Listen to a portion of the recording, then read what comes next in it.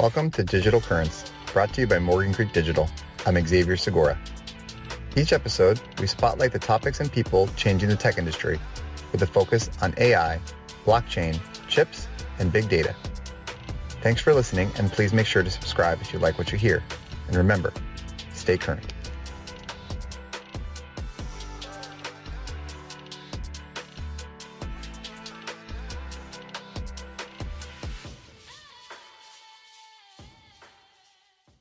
Mark, happy Friday. We've got a surprise guest on for Digital Currents. And so on this episode, it's really special because we're going to be focusing on this evolution of cross-border payments and the role of stablecoins in modern financial infrastructure. I mean, this couldn't be more timely. Mark, join me in welcoming Meyer and a little bit on his background.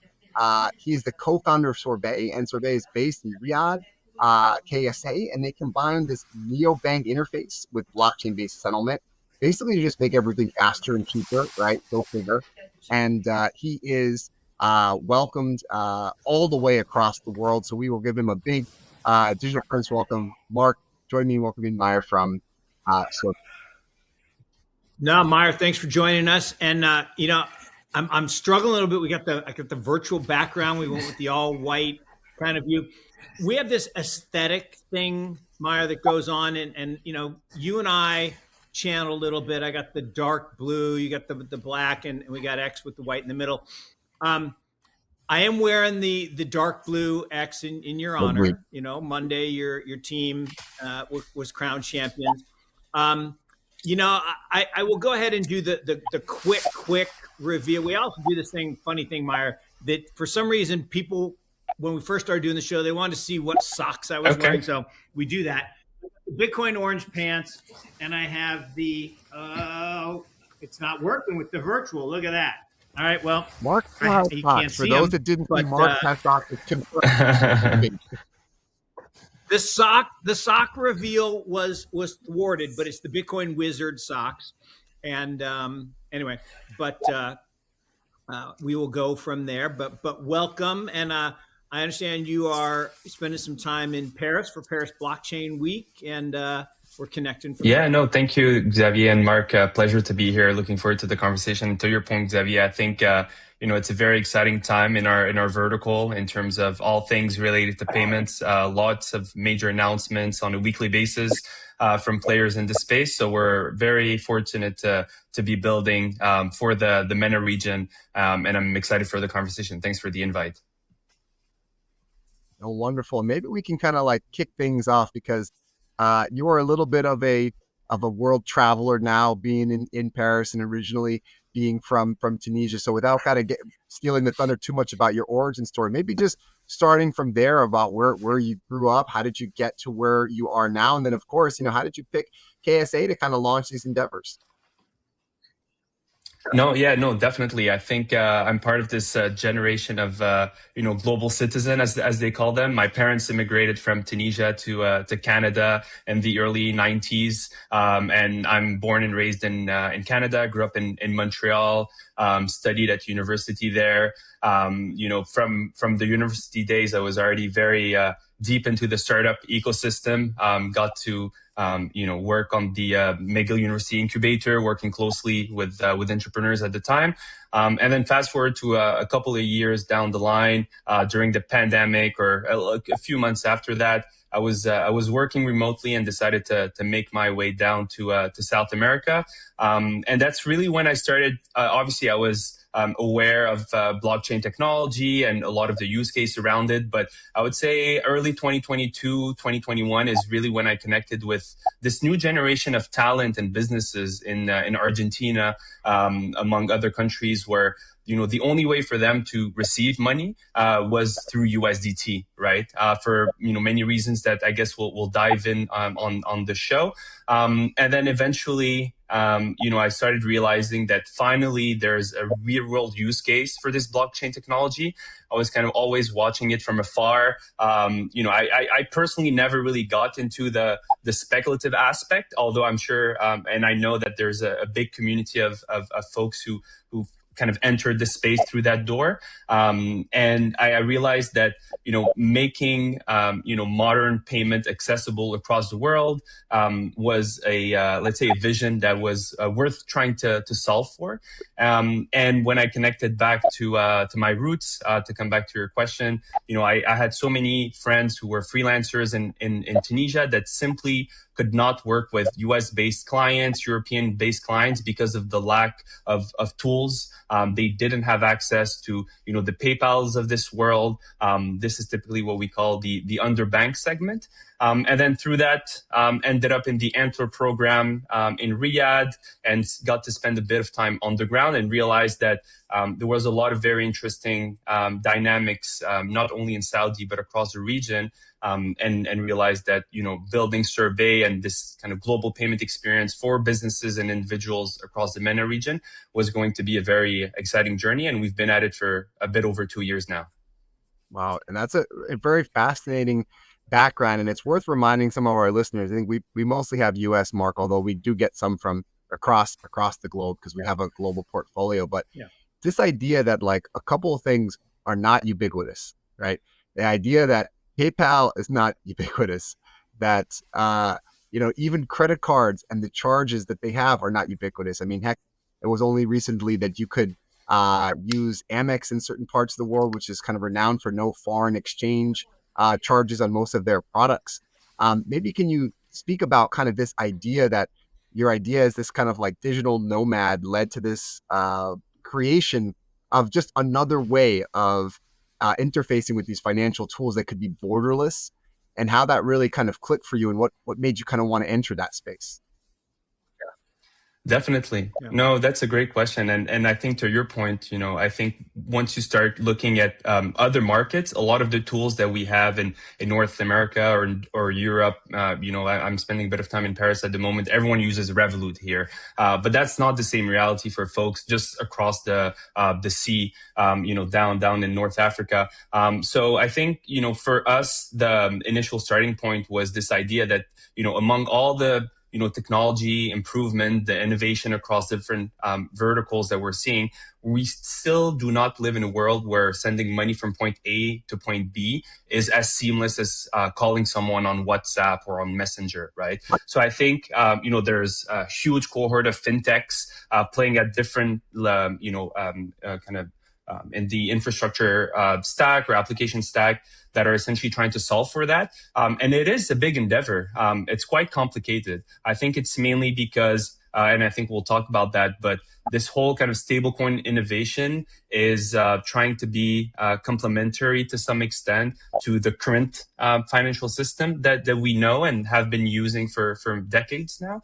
So I think it kind of started from this idea that, if you're a business owner or a freelancer, operating from Dubai, you're operating from Riyadh or, in Egypt, your growth potential should not be limited by the tools you have access to. And I think at Sorbet, that's kind of the North Star, and the motivation that we have every day is to be able to open up the platform to business owners, freelancers, or families who need to send money back home. And again, not having them be constrained by the tools that they have on the ground because they live in a certain jurisdiction. And that is definitely the driving, kind of factor that, is making us wake up every day.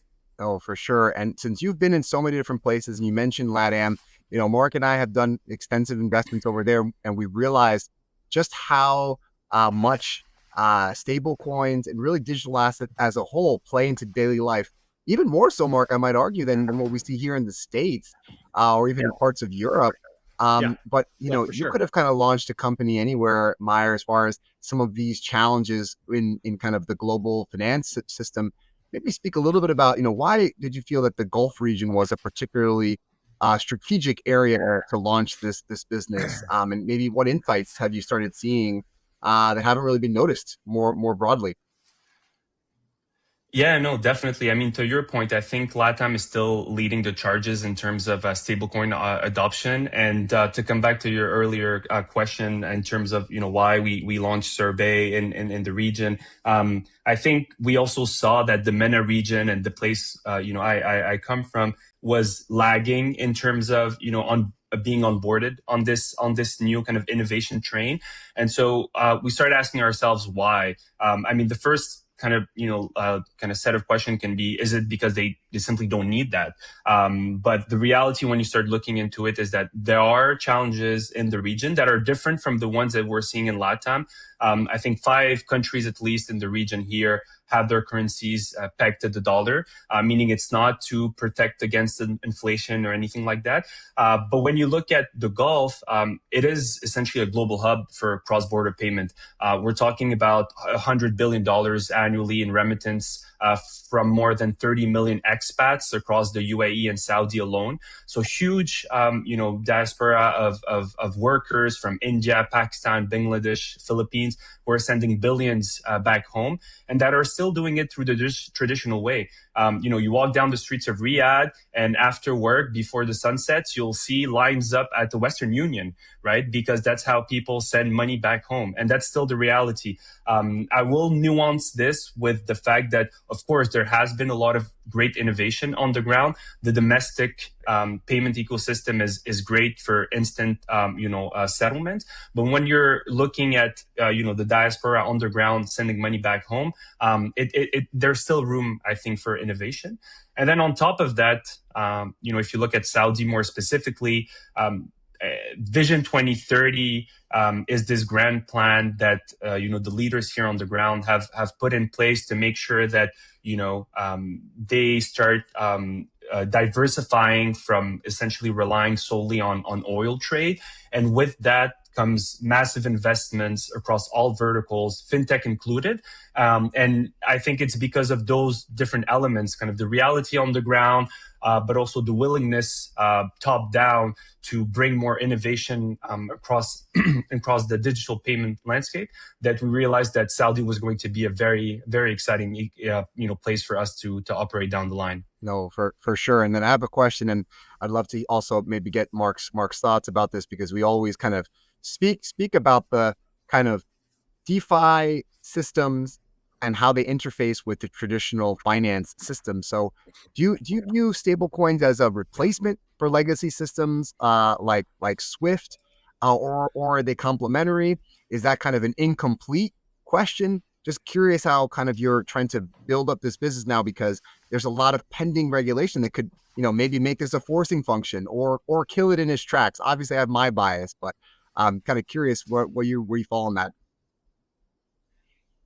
Yeah, no, absolutely. I mean, I think the narrative has evolved a lot. A couple of years ago, when we started working on Sorbet, I think this whole stablecoin layer was seen as a threat to the existing system. And essentially, what we've seen last year is, major adoption from financial institutions who are still relying on legacy systems, but starting to adopt, this new technology in ways that they can. The reality is that even Swift today is essentially building their blockchain-based ledger with 30 plus banks. Visa is stepping in. MasterCard just bought, BVNK. So I think, obviously, to some extent, this technology is cutting out some intermediaries in the value chain. But the reality is that the legacy players are adapting very well. So they have the distribution, they have the relationship, they have the trust from big institutions. And I think I was just reading a report today from OpenX saying that Visa strategy, for example, in this case is owning the airport, not the airline. They realized that instead of going down the path of trying to issue their own stable coin, they could just try to continue to, own the infrastructure piece behind it. So I think, over time, it will probably be some kind of a hybrid model. But what we've seen from 2025, and it's the same trend in 2026, is that those legacy players are not sitting on the line waiting for the disruptors to disrupt, and they're taking a very interesting place in this whole ecosystem. But curious to have Mark's thoughts on this as well. Look, I think the incumbency issue is maybe the big issue for all of us that are working on innovation in the digital space, and that they do own the customers. They own that foot traffic in the airport, and I also think they being the big dogs, as I refer to them, as Evil Corp from a television show from years ago. They want to maintain that ownership, and they like their high fees. Western Union loves skimming whatever they take, 8-12% for a money transfer, and they would very much like these other products not to exist. I think for the big financial institutions, they have the brands as you described, they have the trust as you described, and so to me the biggest question I have for you as a builder and operator is how do you navigate that? Hey, we're here, we have this technology and this opportunity for you to save money, save time, actually control your value. You don't have to give it up and give it to the bank. Most people still to this day don't understand, if you put your money in the bank, it's no longer your money, it's the bank's money. And so that's a circular way of asking, flipping it back around is I do believe that the incumbents are going to do everything they can to fight this as long as they can. And they would love to have their, JP Morgan coin or, Bank of America coin, as opposed to traditional stablecoin rails, or I shouldn't say traditional, the evolving or emerging stablecoin rails. But how do you get them to come to a new brand, again, when there's a lot of other companies trying to create similar types of businesses? Definitely. And to your point, it is a highly competitive space. I think for us, the way we're thinking about this is, there is this, existing wave of or group of fintech companies, what I call the Web2 fintechs, who probably own the distribution. They haven't really yet stepped into the stablecoin ecosystem, but they have customers, and they, they're able to your point, make their margins. And I think sometimes for these guys, there's also a bit of an innovator's dilemma, meaning they have to continue serving their customers, and for them to embark on this, revamp of the infrastructure to build an on-chain neobank or start plugging into, stablecoin payout and things like that. It can be a bet, but it can also be a risk because they need to protect the bottom line at the end of the day. I think my personal thesis is that over time, the ones who are not going to be able to adapt are slowly going to lose ground to this new wave of companies. What we can call the crypto native fintechs. Even today, when you look at the market, there is a race to the bottom in terms of transaction fees. I believe that a couple of years from now, we will live in a world where you can send money between two different currencies for 0% fees, because that's probably going to be the norm, and there's going to be enough interoperability between the current system and the stablecoin system for that to work. But short term, to answer, yeah. On that point,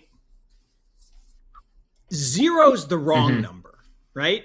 In the sense that companies do have to make a profit. So 3%, right? The Visa MasterCard fee, or the, like I said, 12+% for remittances, those are the wrong numbers. But I think zero is also wrong. It's like this big movement in trading. Everybody went to zero commissions. Like, well, okay, but the companies have to make money. So how do they make money? Well, they'll sell your data. They'll front run you. They'll do all kinds of things. I don't know that opportunity to, I guess you can definitely gather people's data and sell the data, at least for now. But once it goes on chain, maybe that'll be harder. So if zero's if my premise is right that zero is the wrong number, how do you convince people that no, you need to pay for this service? I mean, that's how businesses work.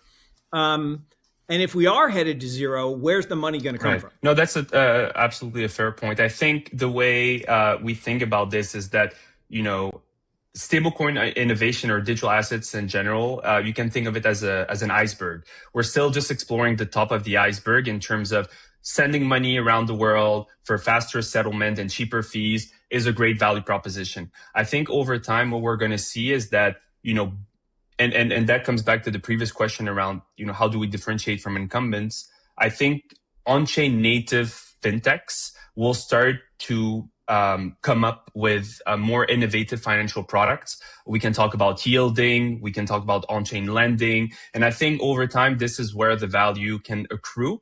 And if you're able to go down that path, then maybe you can start offering 0% transaction fees to users because that's a way to get them in. But then you're actually making the money on the balance that they're keeping on your wallet, the money that you're putting into work through yielding or other mechanism. So that's why I believe we could start seeing more of a let's say competition around that, and it's going to be very challenging for incumbents to be able to just keep up with those kind of business models. So time will tell, but I think we're still at the top of the iceberg when it comes to the true innovation that a digital asset infrastructure is going to unlock. No, that's a very interesting and I think very compelling point in that tech debt, or for lack of a better term, financial services debt, or whatever you want to call it, but incumbency debt is real in every business, right? We saw it in telephones. I don't know if you have been back to Tunisia recently, but you can probably get better phone coverage in the center square of Tunisia than you can in New York City, right? Because New York City had all this copper wires and they didn't want to put up cell towers, and they had the buildings they had to get around. And so emerging markets tended to leapfrog because they didn't have all the tech debt. And I think financial services, to your point, is very similar. I do like the point of the land and expand, which is, okay, if I let you move your capital for free, then when it comes to rest, maybe I can earn some yield off that, or I can entice you into other products and services, and that has been what banks have done forever, right? They get your capital, and they don't really pay you much, and they skim a very healthy NIM off that, and then they get you to do other financial services products. So I think that is right. What I do love about that is, I would say it liberates this massive amount of money. I mean, the estimates are it's $7-ish trillion a year that the global banking industry skims from us, the owners, in theory, of the assets, for the privilege of having it, transferring it, moving it. And I lament this, and I had to go through it yesterday, right? To move my money to someplace I want it to go, I or my wife have to physically go into the bank and answer a bunch of questions about, well, where's the money going and what are you doing with it? I'm like, it's none of your business, but okay. And it's just a hassle. And then they want to charge me $25 to move the money. And then if it has to go to a foreign country, they're like, oh, that'll take 2 days. I'm like, it takes 2 days to push the button? I mean, come on. So the liberation of both the capital and the time, like if I don't have to go into the bank branch anymore to move money because I can do it from my handheld supercomputer. Yeah. That's Meyer, I think that. Yeah, no, absolutely. I was going to say, Meyer, it sounded like you were kind of touching on some of the elements that really kind of bordered on like the advantage that you guys have towards the competition and kind of this middle ground of, the services that have come to rely upon and need in traditional finance with the ease of, the digital asset ecosystem. So maybe speaking about this, which I love how you guys defined yourselves as this kind of blockchain based neobank, because when I think about, stable coins, the question is always like, well, why does the world need another, stable coin company, right? Why do we already have, these big stable coin providers, the banks will just adopt this and, that'll be the end of it. Or, oh, there's a really big one in the US. Can't they just expand over to XYZ geo? Maybe how do you speak towards some of those maybe outdated ideas, and a little bit about how you guys have positioned yourself as this really blockchain-based neobank with a ton of different services? No, definitely. And I think, to be fair, barriers to entry or barriers to launching a fintech now with all the technology that we have on the stablecoin stack are even lower than for the previous wave. So I think now, right off the gate, with no compliance need and just a solid infrastructure partner, you can be live in pretty much all around the world. So I think we're going to continue to see, more and more businesses, take a stab at it. I think for us, from day one, it has been pretty clear by focusing on the market that is hard to crack. Saudi Arabia is a very challenging one. It is also a very interesting one in terms of the just where the country is headed, as I previously described. And, beyond that, we believe that it's really by being hyper localized on two key points. One is user behavior. Someone who's built a great, or a business that's built a great model, even in the UAE, which is not that far from Saudi, for them to enter Saudi and replicate it there is very difficult, because in the UAE you're talking about 90% plus expat population. In Saudi it's the opposite. Most, I think we're looking at 80% locals. Obviously there's a growing trend of expats setting up shop in Saudi, but in terms of how you're thinking about building and distributing the product, it's very, very different. And then beyond that, I think for us it's absolutely about creating a regulatory moat. Meaning, Saudi is one of those countries where to be able to operate at scale, you need to have a seat at the table and the right licenses to do that. And unlike other markets where maybe the gates are a little bit more open in terms of the application and kind of the issuance of different licensing, once you have, again, that seat at the table in Saudi, then it's very hard for essentially someone else coming from outside to try to come and disrupt you. We've seen recently Neobank, Revolut come to the UAE. For us, that's just ongoing market validation that the pie is big enough and that there is still a problem worth solving. So I think more and more we'll see some of those big players also at the infrastructure level come to the UAE, come to the region, because also, and I'm kind of going on a tangent here, but it is a very strategic hub to be in. If you're there, you're essentially in at the intersection of Europe flows, African flows, and Asian flows, right? So if you're able to position yourself there, and then to come back to your question, Xavier, own a specific segment, just like how Mercury did it in the US by going after those tech founders and building a whole brand around that segment. I think owning a specific segment, a regulatory moat, for us is how we're thinking about building a solid position in the market, and starting with Saudi, but then eventually across the MENA region as a whole. Yeah, so many great points, Mar, that you brought up, and I'm glad you went there for a couple of reasons. So this idea that, like, what gives me hope amongst many things, now that we have a basketball championship in hand, Mark, but obviously spring football is now here. So Mark and I are big sports fans, particularly on the college level. But what gives me hope is history. We're both sort of students of history and admirers of history. And if we think, back, the Middle Eastern corridor was so critical towards the expansion of the modern world for a variety of reasons. And this was way before petroleum was needed for literally everything we have, from what we put in our bodies to what we put on top of our bodies, and to what we put inside of our machines, right? So maybe speaking about this idea about that 2030 vision that you kind of touched upon before, it's an idea that we're going to be transitioning away from just kind of a single export driven economy towards in petroleum, and really incorporating things like small business, digital transformation, technology, and of course, anchored in entrepreneurship. So, Sorbet is kind of really sitting at that intersection and maybe thinking about like this idea of regulation.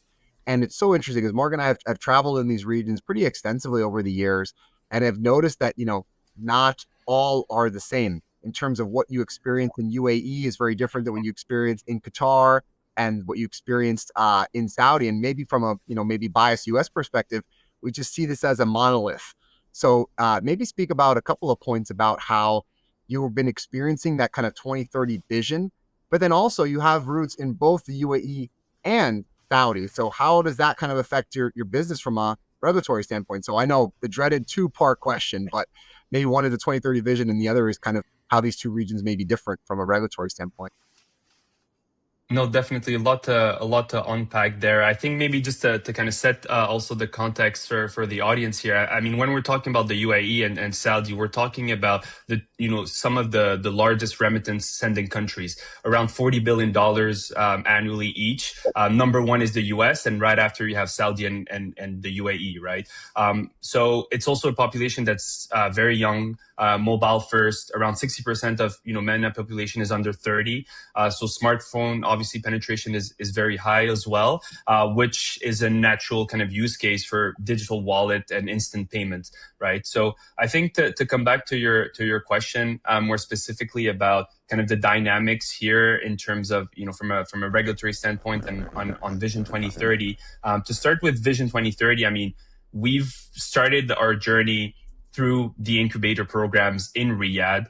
And we've seen just the level of excitement, not just from founders who are flying into the region from the first time and looking to build businesses around different verticals, but also the top-down support from governments, from VCs raising funds. Sometimes it felt like, I was having conversation with some Canadian founder friends back home and about the VC ecosystem, or some people that I know in Europe. And it just felt that, the UAE and the MENA region had this, level of excitement that was unmatched in other parts of the world, because they're essentially embarking on this big Vision 2030, roadmap for Saudi, but you can essentially say the same about the UAE. So I think there's a strong willingness to innovate across the board. I mean, I have, founder friends who are innovating in prop tech, in real estate, in clean tech, and everyone is essentially going after a very exciting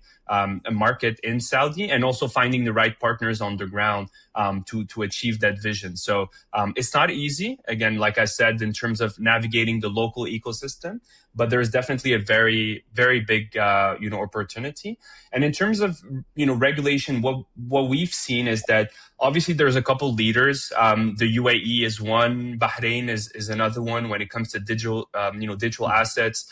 They have a clear framework in terms of, what you can and what you cannot do, who can issue, what kind of stable coins, all of that. Saudi has even historically taken more of a seat where they're looking at what's happening, thinking about it internally, and then they just come at it very aggressively. So I like to have the metaphor of kind of a sleeping giant. When Saudi wakes up, they wake up big, and that's what we've seen in Q4 of 2025. They came out publicly with the first digital asset use case, which was around real estate tokenization, and pretty much no one saw it coming. It just appeared, and I had the chance to talk with one of the team that was involved, the settlement guys, and spoke to them, and they told me that behind the scenes, this was a 6-year endeavor to get to where they were today, right? So I think, to maybe come back to the comparison on the regulatory landscape there, what's great for companies like us and builders is that they have clear sandboxes where you can essentially join, design your essentially product development, and work closely with the regulators, with the financial institutions to make sure that when you graduate from that sandbox, the use case and everything from a technical standpoint is not raising any red flags, and you're ready to be operating. Versus maybe in other jurisdictions, I mean, I'm sure you guys can talk about the US more, or even in LATAM. I feel like founders have more of this, go fast and break things type of attitude, where you need to build, and then once you scale, maybe the regulator come knocking on your door because there's a few things in your model that don't make sense. Here, you need to kind of take that into account from day one, because otherwise it's going to be very hard to scale. No, that's an interesting point. And actually, Mark and I, we just had a webinar yesterday about all things AI, where we do kind of periodically check in. And you mentioned this idea about go fast and break things. That's absolutely kind of have been the mantra on the US side, popularized by Reid Hoffman, the blitz scaling, which basically means, get as big as possible. And that kind of worked up until about 2021, right? And then we saw this little reset as the market kind of went sideways and some people did some bad things operating on that same premise. And now we're seeing that happen within AI, right? So the idea that I'm going to use AI and Claude to build my infrastructure as quickly as possible, get some VCs to invest, and then hire a real team to sort out the bugs afterwards. So we're kind of been seeing this kind of same idea of this, maybe this get rich quick scheme, but that's clearly not the approach in the Middle East. And I think as we've been seeing this idea, and maybe we'll get kind of one final question before the lightning round, is this idea that, the regulatory winds are kind of at our backs. In the US, we are waiting for more clarity on the Clarity Act. And, we look at the prop bets all the time. We have companies that are in this space in the prediction markets. It's now around, almost up to 70% likelihood of passage. And you're seeing a couple of different attitudes where some investors are taking a wait and see approach, right? And, maybe this will pass or it'll take much longer, and therefore I can't invest in this space. And I'm just going to go to AI, right? And carve up those valuations because that's totally safe. Or I can get out in front of this and recognize that in the end, this is just, labor following capital. Your life story is a perfect example of that. And the technology that incorporates and really facilitates that. So you can kind of front run this and help companies build and really kind of get to that next level. So as you kind of are building out in these two camps, both very different within kind of Saudi and the UAE, what do you think of is the future in terms of what's next for Sorbet? Where are the next kind of big milestones that you're looking to launch? What will those look like? Yeah, no, absolutely. I think for us, how we're thinking about this is that, longer term, we want to make sure that we're building this for Saudi. I mean, our thesis, again, this is coming from, what we're seeing with the ambition that the government has around Vision 2030, is that, in the next decade, Riyadh is going to be known as a hub globally, just like Dubai is today, in terms of the number of established companies, global players, fintech actors, startups, ecosystem. I think Riyadh is on its way there. We won't go into kind of the entire history of Saudi here, but I think for anyone curious and listening to this, it is a very interesting path to go down, because the economy really kind of shifted, I guess, in the last 5 to 10 years, with MBS being in place and kind of again putting this Vision 2030 together. But I think for us long term, we believe that the more international companies come to Saudi, the more workers are set up, and living there, the more there's going to be a need for a seamless, global payment experience. To come back to your question in terms of 5 years from now or down the line, and then I'll talk about kind of the shorter term milestones. I think we're definitely keeping an open mind because the space is evolving fast. I mean, today we sit at the application layer and we believe there's an opportunity to own distribution by working with the right partners. But we're already asking ourselves, what part of the infrastructure might make sense for us to start owning and developing. I think, there's definitely this shift now that we're seeing for on-chain neobanks who are going from this, what I would call the standard stablecoin sandwich kind of black box, where you're just relying on infrastructure partners. You're essentially kind of a wrapper around that, and then you're focusing on building the distribution, to a stack where you start owning pieces of the puzzle a little bit more. So that's going to be a transition that we go through. But shorter term, I think it's definitely about, shifting away from the B2C model that we initially started with, and focusing more on the B2B payment side in the UAE, because obviously the ecosystem is a little bit more mature. We can do on-ramping, we can facilitate off-ramping as well. And then at the same time, work with our partners on the ground and, in Saudi and financial institutions, so that we can really think through how can we replicate that model for Saudi. I mean, in Saudi today, you cannot do on-ramping.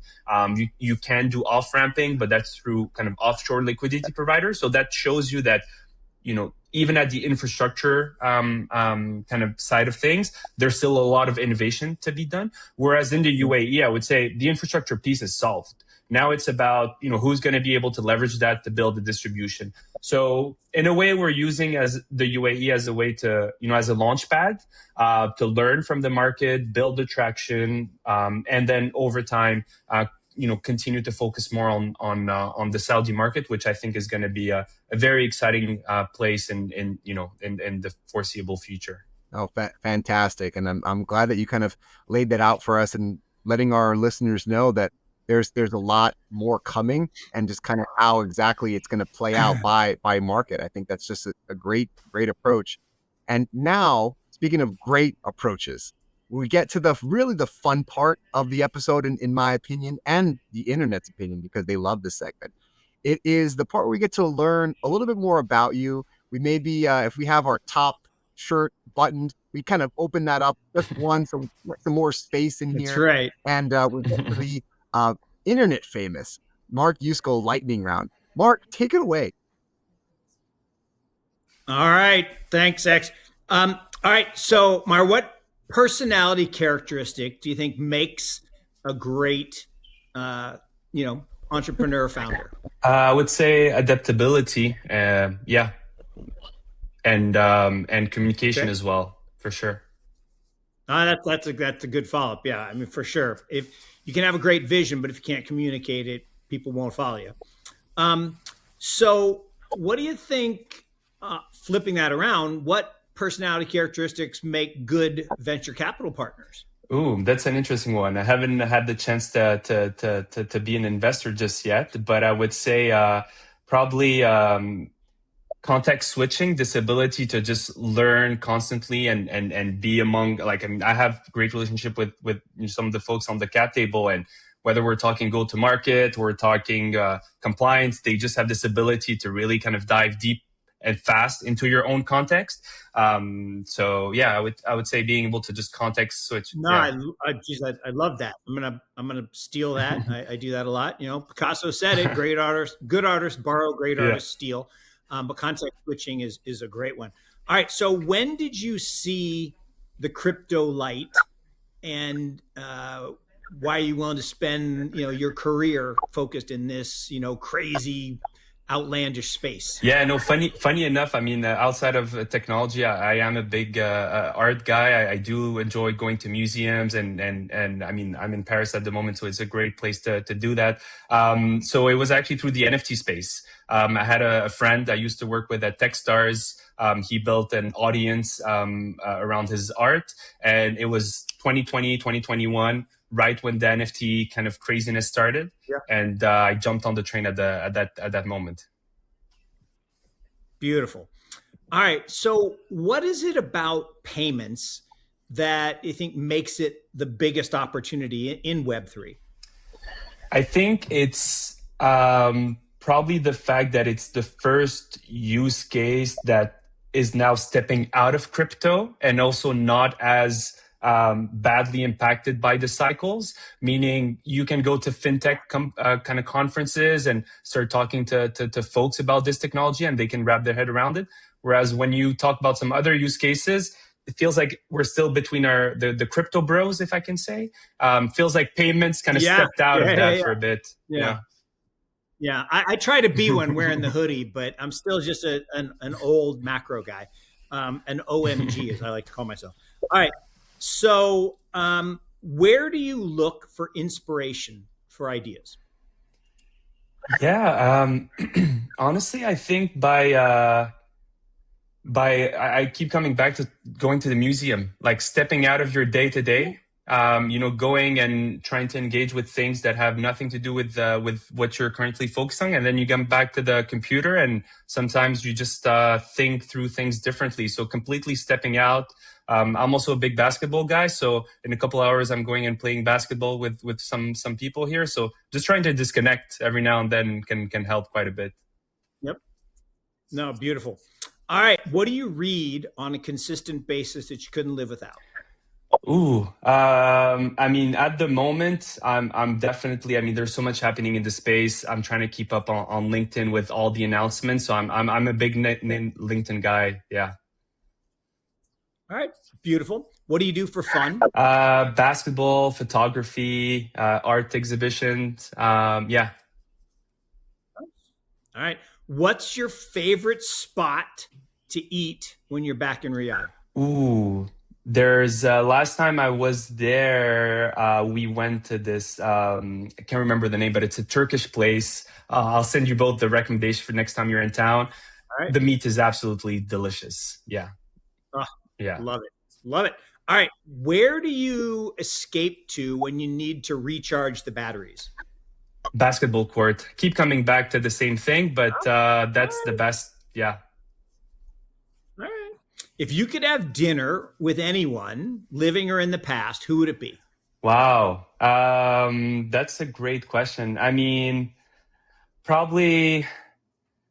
Yeah, I mean, I went down the rabbit hole on you mentioned him previously, but Picasso. Big fan of the Mediterranean, and I think Spain, France is just something that speaks to me a lot. So I'd be curious to have a chat with him to see how you become one of the greats.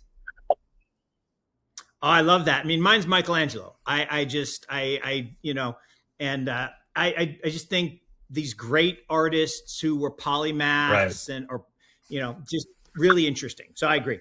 All right. The most impactful book you've ever read? Ooh, I would say one that kind of, stayed with me for a while was a classic, but How to Win Friends and Influence People. I feel like one of those books that just continues to live on almost centuries after, maybe decades after it got released. Pretty impactful one. Yeah, I agree. It's so funny to your point about the decades and centuries. It's really millennia, right? There's nothing new in this world, right? All the things that we read and we take in and we throw around as conventional wisdom, was Socrates and Seneca the Younger 2,600 years ago. So, and that brings it all back to the cradle of civilization back in that part of the world, which is kind of cool to think about. And when you put aside all the nonsense that's going on right now, and you just go back to, there was one people and one set of civilization that rose up. It's just an extraordinary time to go back and look at and learn from. Absolutely. It gives a bit of perspective on everything we're trying to solve for. Yeah. All right. Well, thank you. I appreciate it. And thanks for joining us. And I'll let X have the last Meyer, word. we appreciate you coming on now, especially at such a timely point, as we mentioned, this intersection of both traditional finance along with digital rails, and of course, how integral it is into the Middle East. And so that concept of hope, I think, is a really good one. Thinking about how there are really good innovations on the way if we just kind of step out of the present moment and think about really what got us here. It's people working together from all different parts of the world. And we're so happy you could come and continue the work that you're doing now more than ever. So thanks so much for coming on. And we're going to have to invite you back very soon. And of course, I'll remind our listeners, as always, to stay current.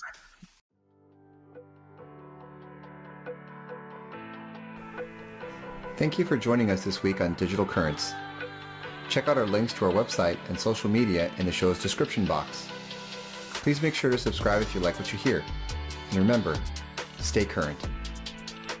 This podcast should not be construed as investment advice nor solicitation for the sale of any security, advisory, or other service. Investment themes and ideas discussed may be owned by funds managed by the host and podcast guests. Any conflicts at the time of production have been mentioned by the host but are subject to change. Listeners should consult their personal financial advisors before making any investment decisions.